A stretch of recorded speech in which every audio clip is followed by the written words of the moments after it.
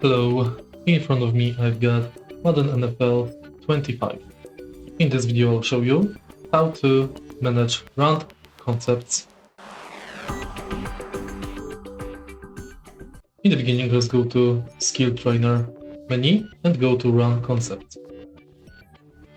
Here you can learn about hard count, outside zone, inside zone, power, trap, counter, key option, and inverted gear option.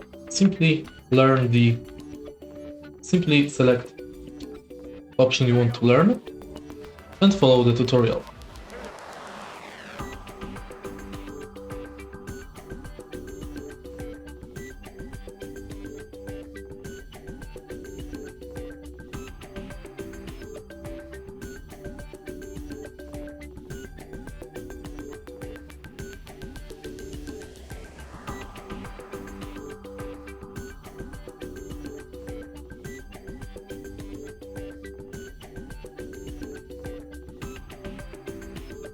And that's basically it.